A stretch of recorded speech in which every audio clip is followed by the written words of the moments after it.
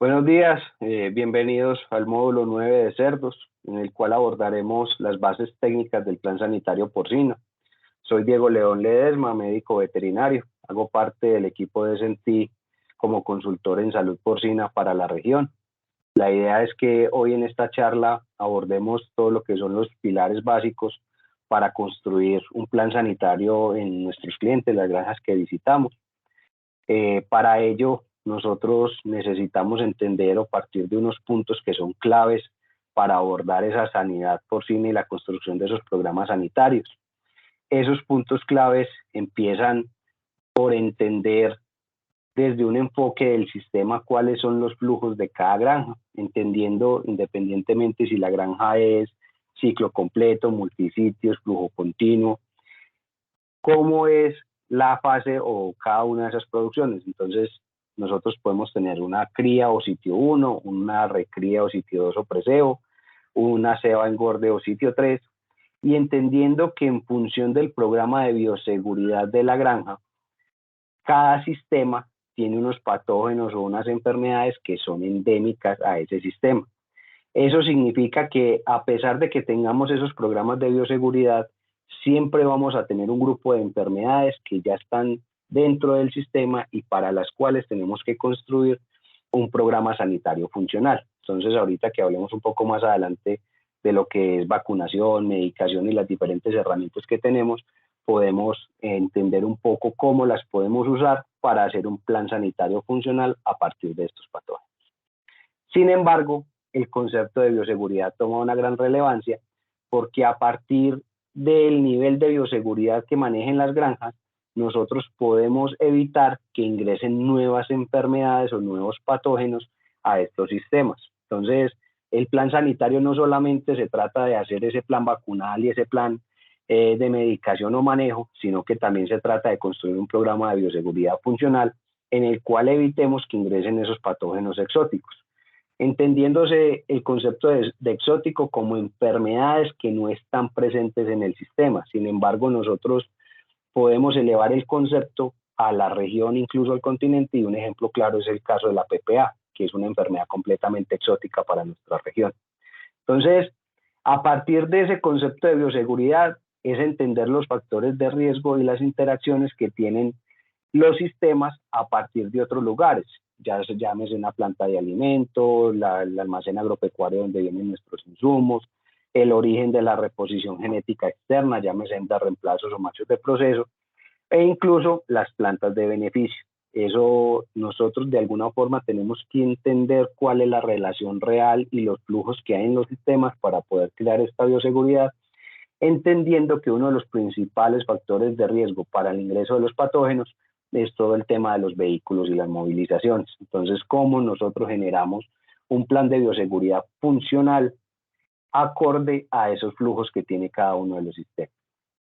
Adicional, es importante entender en función de la ubicación de las granjas cómo es la relación con otras producciones porcinas, entendiéndose si bien no todas las enfermedades del cerdo se contagian por vía aerógena y tienen también ciertas limitaciones en función de la distancia, también hay interacciones entre las granjas que puedan facilitar el ingreso de una enfermedad, ya sea por roedores, animales ferales, gatos, perros o incluso animales de carroña que puedan viajar de una producción a otra y que puedan convertirse en un riesgo para el ingreso de una enfermedad. Entonces, entendiendo el enfoque del proceso y los flujos de cada una de las granjas, sí podemos construir un plan sanitario funcional para los patógenos endémicos, pero un plan de bioseguridad funcional para evitar el ingreso de patógenos ajenos al sistema y mantener un buen estatus sanitario. Pero también es importante, una vez que ya conocemos la importancia de la bioseguridad y los agentes endémicos, que en los cerdos tenemos una gran variedad de agentes participantes. Dentro de esos agentes que afectan la salud porcina, nosotros tenemos que partir de un enfoque práctico que es clasificar estos patógenos como agentes primarios y agentes secundarios. ¿Qué significa un agente primario? Es aquel patógeno, llámese una enfermedad bacteriana, viral o parasitaria, que tiene la capacidad de sobrepasar el sistema inmune del cerdo y generar unos signos clínicos y enfermedad. Cuando a nosotros hablamos de un agente secundario, estamos hablando de un agente, llámese bacteriano, ahí no caben tanto las virales, pero algunos agentes virales parasitarios, que se apalancan en un factor primario o en un agente primario para ellos generar su cuadro clínico. Entonces, agentes primarios por excelencia, Mycoplasma ioneumone, Actinobacillus pleuropneumoniae, Escherichia coli, Salmonella. Dentro de las virales estamos hablando de los tres principales: influenza, circovirus porcino tipo 2, síndrome de respiratorio y reproductivo PIRS, ¿sí? Incluso hoy día ya tenemos que estar hablando algo de circovirus tipo 3. Dentro de los agentes secundarios que son más prevalentes dentro de los sistemas, estamos hablando de Pasteurella multocida, Bordetella bronquiséptica, Streptococcus suis, Glasserella parasuis, ¿sí? Entonces es importante, en la medida de que nosotros vamos haciendo ese abordaje en granja y vamos viendo que hay muchas lesiones de un agente secundario, por decir policerositis asociada a Streptococcus o Glasserella parasuis, que de fondo debe haber un agente primario que está favoreciendo que ese agente secundario esté presente. Entonces ahí es donde tenemos que empezar a buscar agentes primarios, tal vez como estos grupos de los virales. Pero también es importante entender que nosotros tenemos en la salud porcina la formación de complejos. Ahí es donde nosotros escuchamos y vemos en la literatura el complejo respiratorio porcino, el complejo digestivo porcino, el reproductivo, en el cual tenemos un mix de agentes bacterianos y virales participantes. Entonces podemos tener cuadros de circovirus tipo 2 con Glasserella parasuis, o podemos tener cuadros de Mycoplasma ioneumone con participación de Pasteurella y Bordetella, o podemos tener incluso PIRS en combinación con enfermedad reproductiva asociada a leptospira, o incluso en línea de producción participación de Mycoplasma, APP. Entonces, entendiendo estos complejos como una combinación de agentes primarios y secundarios, podemos tener en cuenta de que hay muchos agentes participantes, pero que nuestra habilidad para construir un plan sanitario funcional es darle la importancia a cada uno de esos agentes primarios que están participando y así a los agentes secundarios, enfocando todo el trabajo al control de los agentes primarios, que de fondo son los que nos están abriendo las puertas y desestabilizando en gran medida el sistema. Ahora bien, entonces, como ya nosotros sabemos el enfoque del sistema, los flujos, tenemos identificado cuáles son esos patógenos que son endémicos, ya creamos un programa de bioseguridad funcional y adicional ya conocemos los patógenos que pueden participar en porcicultura. Nosotros tenemos que tener una estructura de trabajo clínico y diagnóstico para definir cuáles son esos patógenos en el orden de importancia según si son agentes primarios o secundarios, e ir definiendo cuál es el plan de acción que nosotros vamos a trabajar en esa granja en específico. Existen varias metodologías de trabajo. Personalmente me gusta la metodología del ECOP, que es el examen clínico orientado al problema. Ese examen clínico orientado al problema tiene varias fases de trabajo. Entonces, vamos a empezar con la primera etapa, que son los datos anamnésicos. ¿Qué son los datos anamnésicos? Son los datos subjetivos que nos van a proporcionar o el propietario de la granja o las personas que están en el trabajo directo con los cerdos. Todos esos datos son datos subjetivos porque van a ser datos que van a estar influenciados, uno, desde la observación de la persona que se encuentra en campo, pero también desde sus conocimientos previos. Entonces, eso significa que nosotros tenemos que tomar esa información, tenemos que interpretarla, pero no nos podemos basar 100% en que el dato de que esa persona nos está entregando sea 100% real. Y es un ejemplo práctico. Cuando los cerdos tienen tos, en algunos casos, el porcicultor nos puede llevar a nosotros a decir que es un problema de micoplasma.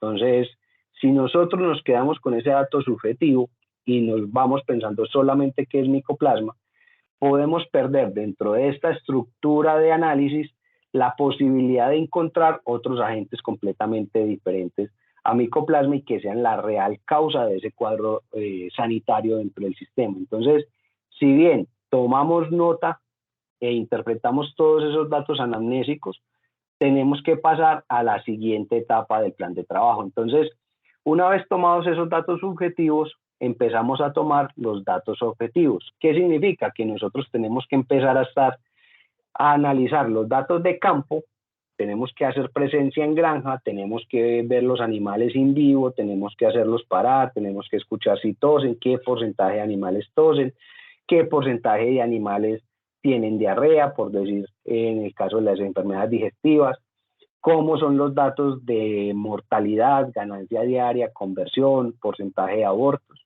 ¿sí?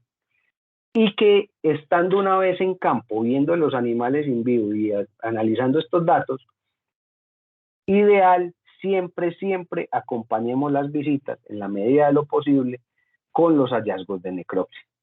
Una necropsia ante un reto sanitario es la principal fuente de información de la realidad sanitaria de una granja, porque estamos viendo las lesiones de los que están teniendo los animales que están muriendo, podemos seleccionar animales con la clínica característica del sistema y esto nos puede aproximar mucho a lo que puede ser el reto sanitario real del sistema. Entonces, vamos tomando la interpretación de esos datos subjetivos con esos datos objetivos de campo y de necropsia. Una vez tenemos esos datos, sacamos una lista de problemas. Esa lista de problemas nos empieza a indicar si es tos, si es diarrea, si son cerdos que tienen secreción nasal, si son cerdos que tienen secreción ocular. Y en función de esa lista de problemas, vamos creando una lista maestra que lo que hace es agrupar en un grupo o en un punto más grande todos estos problemas. Entonces, por decir algo, tenemos un cuadro respiratorio y ese sería el punto de nuestra lista maestra. Y ese cuadro respiratorio está abarcando la tos, la secreción nasal, la epífora, que es la secreción ocular. Y sobre esa lista maestra ya empezamos nosotros a definir el plan diagnóstico que queremos tener. Entonces, ya sabemos si en la necropsia tomamos unas muestras para patología, eso entra dentro de nuestro plan diagnóstico.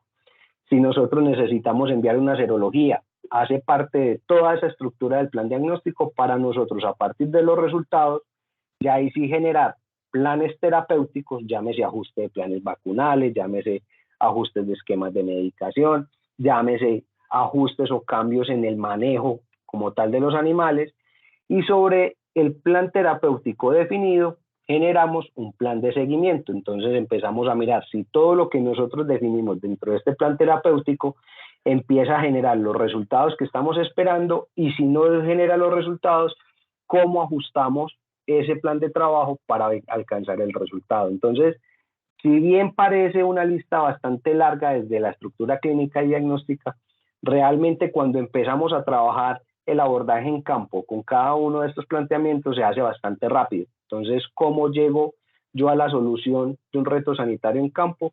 A partir de una estructura de este tipo. Entonces, ya teniendo también claro la estructura de clínica y diagnóstica que yo debo proceder en campo, necesito entender desde el abordaje en sanidad cómo es la morbilidad y la mortalidad. En cerdos, hablando en términos generales de la porcicultura, nosotros podemos tener en granjas cuadros clínicos o retos sanitarios que generan una alta morbilidad, entendiéndose morbilidad como el número de animales enfermos y que presentan signos clínicos asociados a una enfermedad como tal, pero con una baja mortalidad, entendiéndose que la mortalidad hace referencia al número de animales muertos sobre el total del lote o el total de la granja, ¿sí? En un periodo determinado, como nosotros deseamos medir, ya sea por lote, por mes, por semana, en fin. El punto es que en porcicultura sí tenemos ese fenómeno. Podemos tener enfermedades o patógenos que causan una alta morbilidad con baja mortalidad, pero también podemos tener casos completamente contrarios, enfermedades que generan una alta mortalidad, pero muy baja morbilidad. Entonces, en ese sentido, nosotros como técnicos tenemos que tener la claridad de que ese fenómeno puede pasar a nivel de campo y que nosotros tenemos que tener la habilidad para clasificar los patógenos en función de esa morbilidad-mortalidad, porque podemos incluso tener los dos fenómenos a la vez, una alta morbilidad por un agente respiratorio, pero una alta mortalidad por un cuadro sistémico o digestivo. Entonces ya vamos a colocar algunos ejemplos. Entonces, entrando un poco a lo que es morbilidad, hablábamos de que esa morbilidad es el número de animales enfermos sobre el total de cerdos presentes en el lote o en la granja. Y eso es importante nosotros diferenciarlos en campo con lo que es la mortalidad, porque realmente no todo lo que genera o causa signos clínicos necesariamente sea la causa real de la mortalidad. Y eso lo podemos ver desde un punto de vista de la necropsis. Pero sí es importante que nosotros trabajemos desde el punto de vista de granja los indicadores principales de morbilidad. Entonces ahí es donde nosotros tenemos que empezar a mirar cuáles son los tratamientos que realiza la granja por vía parenteral, significa todos los tratamientos inyectados, en función de la causa. Entonces, si nosotros vemos que realmente la granja tiene muchos tratamientos, pero adicional tiene muchos signos clínicos, ahí es donde nosotros empezamos a decir, ¿será que el tratamiento es el correcto? ¿Será que las dosis son las correctas? ¿Será que realmente estamos haciendo el tratamiento adecuado para una enfermedad claramente diagnosticada o definida? Y es importante que nosotros también tengamos como indicadores el índice de tos, que significa el número de animales que presentan toses sobre el total de animales que presentes en el grupo o en el lote. Y así también tener los índices de diarrea. Esto es clave para que en función del porcentaje que nos entregue estos índices, nosotros podamos tomar decisiones en función del reto sanitario, ¿sí? Hay otros indicadores de morbilidad, como el porcentaje de abortos, el porcentaje de repeticiones, pero que en función del análisis en sanidad, nosotros necesitamos tener claros estos indicadores para poder definir cómo vamos a hacer el abordaje en función de esa estructura clínica diagnóstica. Pero por su parte, la mortalidad también presenta algunos indicadores importantes. Entonces, el principal indicador de mortalidad es el porcentaje de mortalidad como tal. Nosotros hablamos que el ideal de porcentajes de mortalidad en sitio 1, cuando estamos hablando de hembras adultas, no supere el 5% anual. Cuando nosotros estamos hablando de mortalidad de sitio 2, sitio 3, es que estén inferiores al 1.5% para cada una de las etapas. Y que si estamos hablando de un porcentaje de intervención, es cuando empezamos a tener mortalidades superiores al 2% por cada una de esas etapas.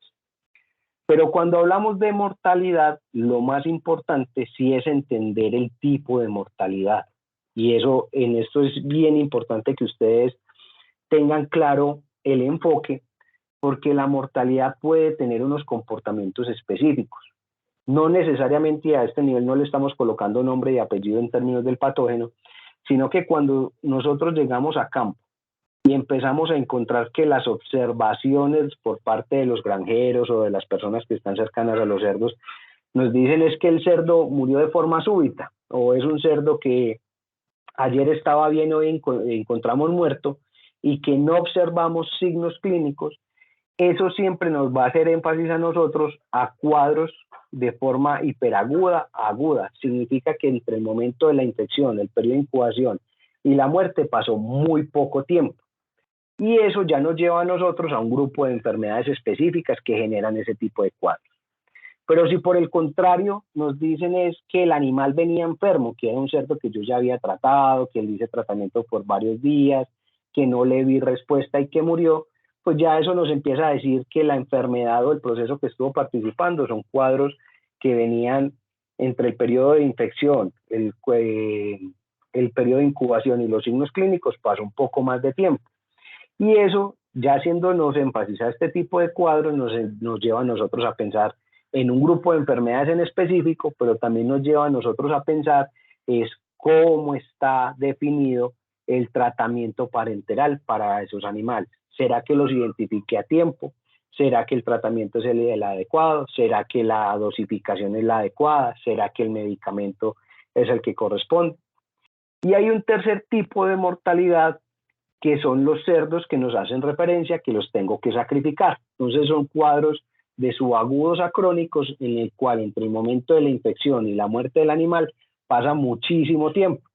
Y eso lo que nos lleva a nosotros a pensar es que si la persona o el técnico los tuvo que sacrificar es porque el cerdo presentaba una condición sanitaria que era incompatible con la vida o con su fin zootécnico. Y esos cuadros crónicos, cuando nosotros lo vemos que la mayor cantidad de animales son sacrificados, nos tiene que llevar a nosotros a pensar es que todo lo que estamos definiendo como el plan de manejo y tratamientos por vía parenteral o incluso dentro del plan sanitario como enfermedad, plan vacunal o incluso de medicación para el control de estas enfermedades, no está generando el efecto que estamos esperando. Entonces, de esta manera, entendiendo la morbilidad y la mortalidad, también podemos sumar a la construcción de ese plan sanitario. Ahora bien, cuando nosotros hablamos de estructura diagnóstica, nosotros tenemos que generar cultura a nivel del diagnóstico y la sanidad en porcicultura, de que no todo el diagnóstico se tiene que basar únicamente en los signos clínicos. Ahora hablábamos de que en los datos objetivos estábamos in vivo en granja viendo los datos, viendo las lesiones, pero que eso lo acompañábamos a partir de una necropsia. Y esa necropsia nos iba a entregar a nosotros mucho de lo que es la realidad sanitaria de ese sistema. Pero que dentro de esa cultura que nosotros tenemos que construir, no solamente nosotros como técnicos, sino al porcicultor, es que a partir de esa necropsia nosotros hagamos pruebas complementarias que nos permitan definir claramente el diagnóstico del reto sanitario presente en el sistema. Entonces hablamos de pruebas microbiológicas y la realización de antibiogramas, hablamos de la histopatología como una de las principales herramientas diagnósticas en medicina porcina, hablamos de pruebas de biología molecular que son los PCRs principalmente, hablamos de las pruebas inmunológicas a través de la serología, y que también tenemos que empezar a darle un valor importante a lo que son los datos de las inspecciones a nivel de planta de beneficio animal, donde nos entregan principalmente indicadores de tipo respiratorio. Entonces, todo lo anterior sobre esto en conjunto nos va a permitir realmente a nosotros construir un plan sanitario funcional para cada uno de nuestros clientes. Y como lo hemos visto de pronto durante la presentación, no necesariamente el plan sanitario de la granja A es el plan sanitario que va a ser funcional para la granja B. Entonces, eso lo que nos lleva a nosotros es, los planes sanitarios son granjas en específico. Y en función de esa especificidad, nosotros tenemos que hacer toda esta estructura de trabajo para cada una de las granjas. Muy bien, entonces, ya tenemos los puntos claves, ya sabemos lo que tenemos que ir a mirar, lo que tenemos que entender dentro de las granjas. Ahora hablemos un poco de las herramientas con las cuales nosotros contamos para construir esos planes sanitarios. Entonces, en función de esas herramientas, en sanidad porcina podemos hablar de 5 puntos importantes. Entonces, el primero, bioseguridad. Cuando nosotros hablamos de bioseguridad, entonces la bioseguridad está encaminada a todas esas medidas que se implementan para prevenir el ingreso o la introducción de un patógeno específico a una granja, a una región, a un país, ¿sí? Entonces nosotros lo podemos hablar desde la granja como tal, pero también lo podemos hablar desde una región que es mucho más grande y que esas medidas de bioseguridad contemplan actividades de bioseguridad externa, que son todas aquellas medidas que yo implemento, digamos, de puertas para afuera y que están muy encaminadas a evitar el ingreso de ese patógeno como tal, pero también podemos tener actividades de bioseguridad interna, que son todas esas actividades que yo realizo al interior de mi granja para evitar la diseminación de un patógeno en específico dentro de las unidades productivas de la granja. Ese concepto de bioseguridad y todas esas actividades de bioseguridad externa e interna, nosotros la podemos elevar a todos estos puntos. Entonces ahí es donde nosotros hablamos de la ubicación de la granja y el cerco perimetral, la importancia del cerco perimetral como una de esas principales actividades de bioseguridad externa para evitar que personas ajenas, animales ajenos, vehículos ajenos ingresen a la zona de producción. Todo lo que hablamos en términos de los protocolos de ingresos de personas y visitas, hablando pues como personal de granja y personas ajenas o visitas de terceros en términos del periodo o asilo sanitario que deben de tener, el cambio de su ropa de calle, ya sea que se haga a través de baño danés o baño seco o de ducha y uso específico de ropa de granja.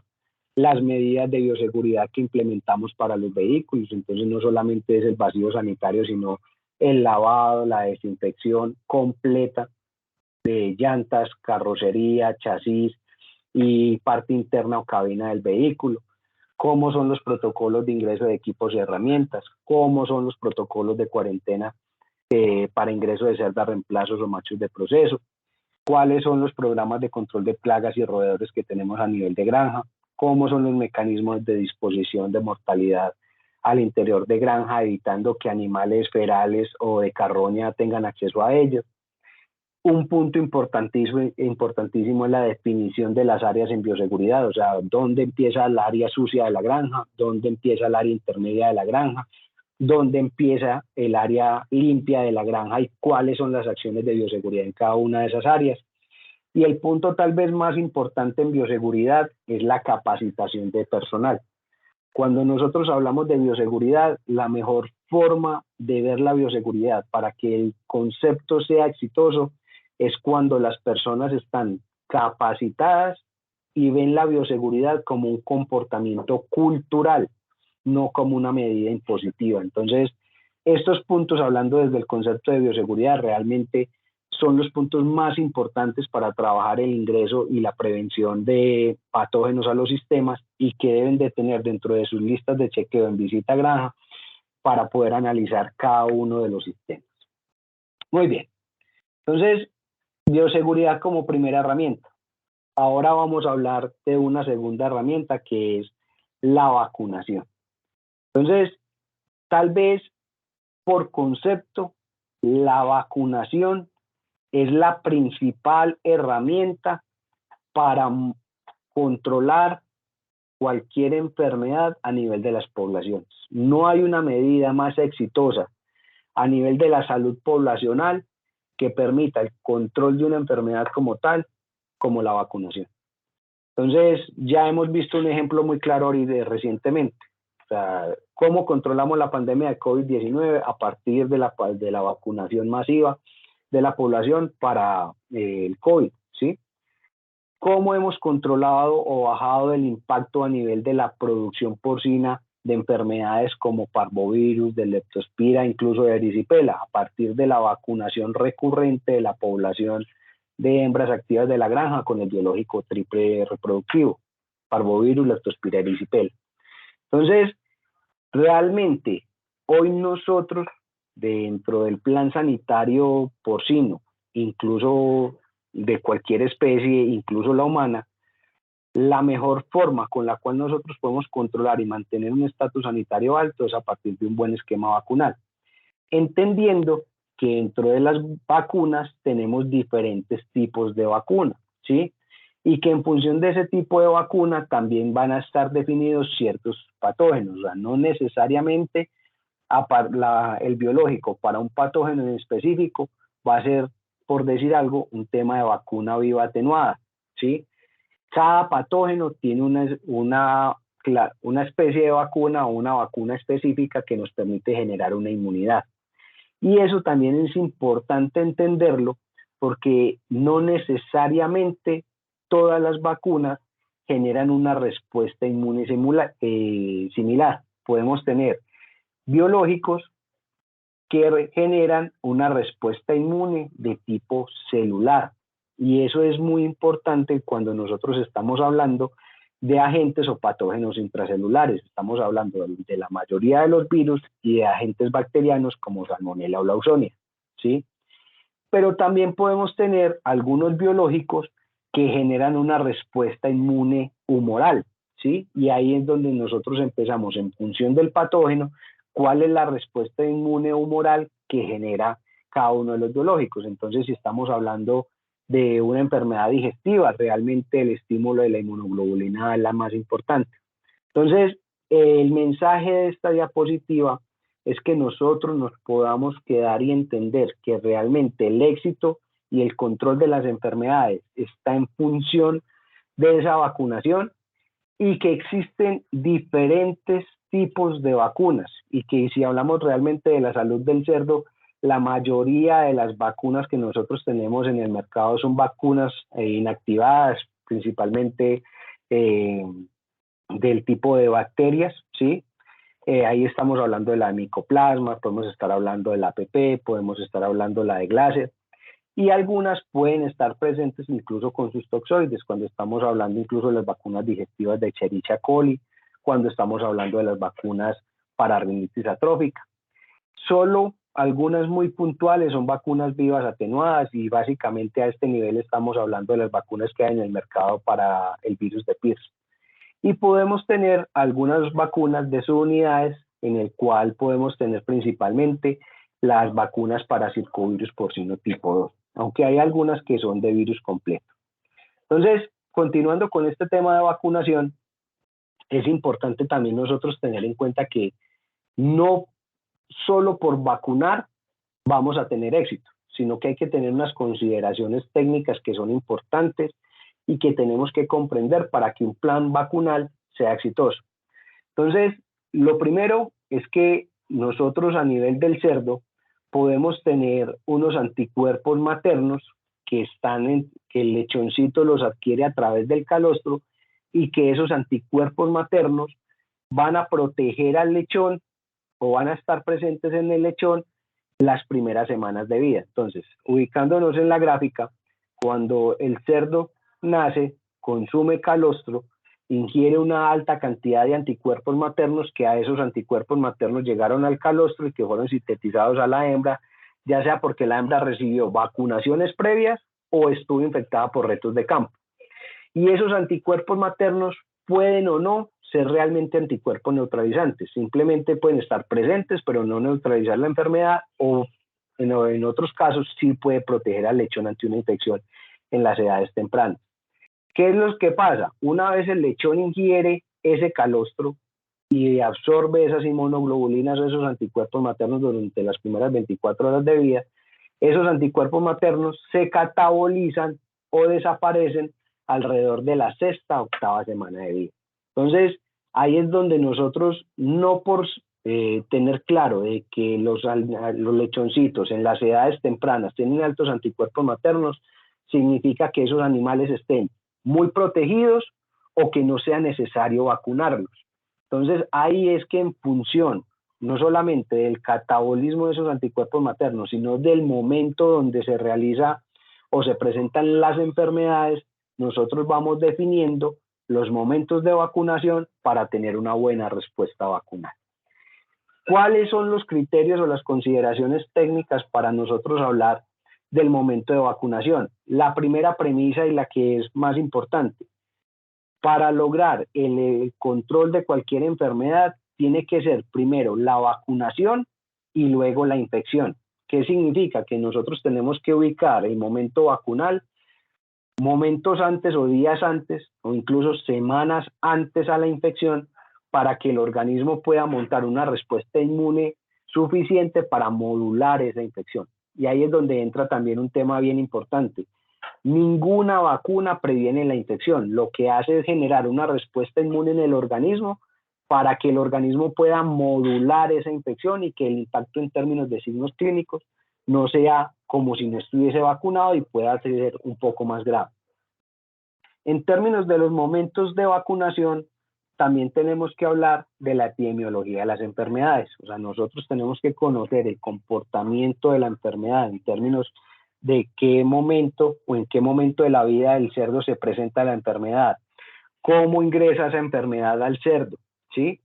Para nosotros poder definir cuáles son los momentos de vacunación. Y ahí es donde nosotros vamos a ver que hay planes vacunales que tienen que ver, vacune la cerda y vacune al lechón. Hay otros planes vacunales donde dice, venga, es mejor vacunar al lechón de forma temprana en el caso de Mycoplasma y circovirus. O hay planes vacunales que nos dicen vacune el lechón de forma tardía, en el caso de los planes vacunales, en un ejemplo como para Actinobacillus pleuroneumonía. Entonces eso va en función no solamente de la epidemiología, sino de esa cadena de infección pues, que vamos encontrando para el patógeno. Y en función también del momento de vacunación, es importante entender la estrategia vacunal. Entonces, es importante definir si nosotros vamos a utilizar biológicos unidosis, biológicos dos dosis, la importancia o la relevancia si es de una o dos dosis, si es vacunación madre y lechón, si vamos a vacunar en el caso de las madres en sábana o vamos a vacunar preparto. Y ya ahí es donde entran otros temas importantes, que es el procedimiento vacunal. O sea, realmente cuando se encuentran fallas vacunales es porque tuvimos problemas con la cadena de frío, tuvimos problemas con la administración de la vacuna como tal. Y que hay un tema que es muy importante y que hace énfasis al mercado, es que no necesariamente en todos los países están disponibles todos los biológicos para las enfermedades porcinas. Entonces, esto es un tema importante porque en nuestra región no todos nuestros países tienen acceso a todos los biológicos. Cuando nosotros hablamos de medicación, como otra de las herramientas en el plan sanitario, es importante tener en cuenta de que hoy día la producción porcina y la salud a nivel mundial están orientadas a disminuir el uso de antibióticos en los animales de abasto, y entre eso la porcicultura. Entonces la OMS, pues lo mencionamos de forma rápida acá en la presentación, ya nos ha dado unas directrices sobre el uso de los antibióticos respecto a condiciones de uso general de los antibióticos, donde nos llaman es a disminuirlos, donde nos dicen ya no debemos estar utilizando antibióticos como promotores de crecimiento, donde tenemos que racionalizar el uso de antibióticos de forma preventiva, o sea, cuando no tenemos enfermedades presentes o signos clínicos presentes en las poblaciones, y ya nos llaman a darle un poco más de estructura al uso terapéutico de los antibióticos en función de unos antibióticos que son de importancia crítica, no solamente para la salud animal, sino humana, y que esto día a día nos va a jalonar a nosotros a que la disponibilidad de antibióticos para el tratamiento de enfermedades bacterianas en las producciones porcinas va a ser más bajo. Entonces, esto nos lleva realmente a nosotros a que la importancia del plan sanitario efectivo y orientado a la realidad sanitaria de las granjas debe ser cada vez mayor. Entonces, hablemos un poco de lo que es la dosificación de antibióticos. Es importante que nosotros tengamos en cuenta de que los antibióticos se dosifican en miligramos de antibiótico por kilogramo de peso vivo o de peso del animal, ¿sí? Todos los antibióticos, llámese lo que colocamos por vía parenteral, los que colocamos por vía soluble en agua de bebida, los que colocamos por vía premix en el alimento concentrado, ¿sí? Y eso nosotros lo tenemos que diferenciar muy bien de lo que es la dosificación o la inclusión de un antibiótico en partes por millón, cuando estamos hablando por vía soluble o por vía premix. Y tenemos que entender claramente que la parte por millón es el equivalente a los miligramos de antibiótico presente en 1.000.000 de miligramos de concentrado o en 1 kilogramo de alimento. Entonces, acá les pongo el ejemplo y las las fórmulas básicas para calcular ya sea la dosificación por vía premix, o sea, kilogramos de antibiótico por tonelada de alimento, que hace referencia al peso del animal multiplicado esto en kilogramos, y es importante que en Centroamérica lo tengamos en cuenta porque manejamos bastante la libra, por la dosis del antibiótico en miligramos por kilogramo de peso vivo, dividido este primer resultado por el consumo animal día en kilogramos, y este segundo resultado dividido la concentración del antibiótico. Y si nosotros lo vamos a hacer en agua de bebida, lo necesitamos trabajar por el total de la masa o de los kilogramos de animales a medicar, por la dosis del antibiótico en miligramos por kilogramo de peso vivo, dividido la concentración del antibiótico en el caso de los medicamentos solubles. Eso ya puede ser en gramos de antibiótico en lo que viene por vía soluble pero en polvos, o por ml en aquellos que vienen líquidos. Y para definir en los litros de agua a medicar, necesitamos trabajar o el 12% sobre el peso total de los animales a medicar, o por la relación de alimento-agua. ¿Qué significa? Que de forma práctica, un cerdo por cada kilogramo de concentrado a consumir se está tomando de 2 a 3 litros de agua en la línea de producción, pre-cebo-ceba. En el caso de las cerdas de cría, por cada kilogramo de concentrado, ellas se pueden estar tomando de 5 a 7 litros de agua por cada kilogramo de concentrado. Entonces, en función del consumo, yo también puedo sacar el número de la cantidad o el número de litros de agua con el cual puedo medicar para generar un tratamiento por vía soluble. Esto los dejo para que ustedes lo puedan tener dentro de sus apuntes.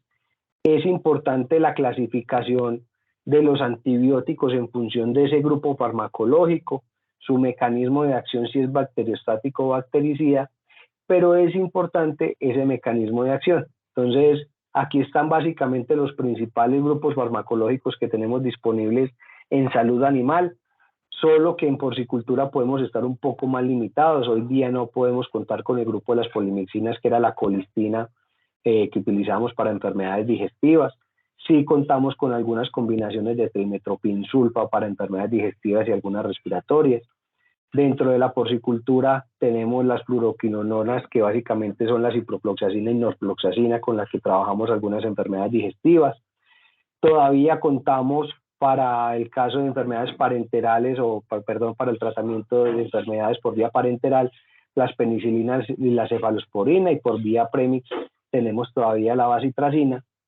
Y a nivel de, tanto por vía premix como por vía parenteral, contamos con aminoglucósidos aminociclitoles, básicamente neomicina, gentamicina y espectinomicina, y todas las tetraciclinas, clortetraciclina y doxiciclina principalmente, aunque todavía en algunos países de la región trabajamos la oxitetraciclina. Contamos con florfenicol, con todo el grupo de los macrólidos, tilmicosina, tilvalocina, y las fluoromutilinas, que ahí está la tiamulina y las lincosamidas como la lincomicina. Entonces, aquí es una tabla de resumen de esos principales grupos antibióticos y su mecanismo de acción y el tipo de acción, si es bactericida o bacteriostático. Y adicional, pues esto nos lleva a que cuando hablamos de antibióticos, tenemos que tener muy claro es cómo nosotros seleccionamos el antibiótico en función de esas propiedades fisicoquímicas y que le permiten a ese antibiótico tener una buena distribución a nivel del organismo y una eliminación como tal del organismo del cerdo. Entonces, esto de forma práctica lo que nos permite a nosotros es, si nosotros necesitamos un antibiótico que difunda muchísimo a los tejidos como tal, tenemos que buscar antibióticos bastante lipófilos, y ahí es donde nosotros estamos hablando de la ciprofloxacina, donde hablamos que dentro de la ciprofloxacina o dentro de esos antibióticos altamente lipófilos está la ciprofloxacina, algunas tetraciclinas, principalmente doxiciclina, florfenicol, y eso nos permite a nosotros de forma práctica definir que si estamos ante un reto respiratorio marcado, más que enviar de pronto un antibiótico como una amoxicilina, y enseguida les explico por qué no, sí tenemos que contar con un antibiótico como florfenicol basado dentro de esta característica físico-química, que el florfenicol es un antibiótico altamente lipófilo, o sea, se absorbe y se distribuye muy bien al organismo. Cuando nosotros nos vamos al por qué no de la amoxicilina, resulta que esa amoxicilina termina siendo un fármaco escasamente lipófilo. Entonces, cuando tenemos que comparar la capacidad de absorción de un antibiótico versus otro, ahí es donde está el impacto, realmente su eficiencia en función del tratamiento de las enfermedades. Entonces nos lleva a nosotros a devolvernos a la primera parte donde hablábamos que será que el tratamiento no es el correcto. Entonces, si necesitamos un antibiótico que llegue muy bien a pulmón, pues tenemos que empezar a basarnos en los criterios de antibióticos altamente lipófilos hasta los escasamente lipófilos, que son antibióticos que no se absorben. Entonces, de forma práctica, ustedes pueden tener esta tabla y en función de este grupo podemos definir cuáles son los antibióticos que pertenecen y cómo los pueden utilizar. Cuando hablamos de manejo, como otras de las herramientas, nosotros tenemos que tener en cuenta que el cerdo es el resultado de esas actividades de manejo. ¿Qué significa? Que los flujos juegan un papel importante. Cuando nosotros hablamos de flujos es que sean flujos unidireccionales, que no dejemos cerdos colas para salir con los cerdos cabezas del siguiente lote, que no mezclemos procedencias, ¿sí? Adicional de que estemos trabajando todo lo que son las densidades acorde a la etapa productiva, 0.33 metros cuadrados por cerdo en el sitio 2, 1 metro cuadrado por cerdo, digamos, de forma estándar en el sitio 3. Sin embargo, pues hoy tenemos, en función de las características de cada sistema, variabilidad en las densidades. Sin embargo, todo lo que es salud de enfermedad y resultado zootécnico o productivo depende de estos puntos básicos. Entonces, cuando nosotros empezamos a hablar de las edades, es que no estemos mezclando edades de animales viejos con animales jóvenes, y que adicional nosotros tengamos esquemas vacunales funcionales. O sea, no es solamente que nosotros los estemos definiendo por plan sanitario, sino que se apliquen de forma correcta. Es importante tener en cuenta de que gran parte de lo que son los retos sanitarios a nivel de granja muchas veces están dados es por malas decisiones desde nosotros como técnicos. Entonces ahí es cuando nosotros empezamos o a alterar los flujos, o a aumentar las densidades, o a mezclar procedencias sin tener claridad del estatus sanitario de cada uno de esos orígenes, y que cuando generamos todas esas mezclas, pues sanitariamente el sistema se altera. Les dejo para que ustedes lo puedan consultar y lo revisen posterior a la presentación. Trabajen mucho los 20 puntos de MADEC. Eso es un concepto que lleva varios años, pero que nos habla precisamente de la importancia de estos flujos y procedencia y cada uno de estos puntos para el control de una enfermedad en específico, que es circovirus porcino tipo 2, y que realmente hoy esos 20 puntos tienen todavía bastante relevancia, y que ustedes puedan consultar lo que es la estrategia de MAPREVE, ¿sí? Como una de las estrategias para disminuir la exposición de los lechones a patógenos dentro del control de PIRS, que si bien está dentro del marco del control de PIRS a nivel de granja, MAPREVE tiene una connotación importante en términos de sanidad para cualquier granja, sea positiva o negativa. Entonces es importante que ustedes estos dos conceptos los consulten y los trabajen un poco a profundidad posterior a la presentación, y si consideran posteriormente lo socializar. Hoy día, y más cuando estamos hablando en esa primera parte del tema de restricción de los antibióticos, hoy cada vez coge más relevancia lo que es tener una nutrición basada en salud digestiva y la integridad o la eubiosis intestinal. Hoy dentro de nuestras estrategias estamos hablando que podemos contar con 4 eslabones principales de lo que es la salud digestiva: aditivos de acción directa que estamos teniendo, ácidos orgánicos, aceites esenciales, uso de probióticos como organismos vivos que generan efectos benéficos a nivel del lumen digestivo. Podemos tener aditivos prebióticos que sirven como sustrato para estos probióticos y generar microbiota benéfica. Básicamente, en términos de los prebióticos, estamos hablando de mananoligosacáridos, frutoligosacáridos. Y dentro de ese cuarto eslabón podemos tener algunos inmunomoduladores que lo que permiten es mejorar esa respuesta inmune a nivel local dentro del tubo digestivo y controlar algunas enfermedades bacterianas. Entonces, esta estrategia hoy día y cada vez va a tomar mucha más fuerza, y desde todo lo que es nuestra estrategia Cargill venimos trabajando en ella. Entonces, cuando ya para terminar y en forma de resumen, el uso adecuado de estas herramientas realmente nos va a permitir a nosotros tener un adecuado plan sanitario. Entonces empezamos con analizar el sistema, conocer el sistema, lo que son endémicos, tener el análisis de riesgo en función de la bioseguridad del sistema, y que una vez tenemos eso y empezamos a tener una estructura diagnóstica y clínica para definir los retos sanitarios, y en función de esos retos identificados montamos un buen programa de bioseguridad, ajustamos el plan vacunal en función del reto, construimos un esquema de medicación estratégica para atender los momentos de signos clínicos en función de la racionalidad que hoy nos está pidiendo todo el tema a nivel mundial y de medicina humana, y que sumado a eso trabajamos todo el tema de manejo con nuestros porcicultores y les explicamos desde el punto de vista de las acciones de manejo cómo podemos controlar las enfermedades,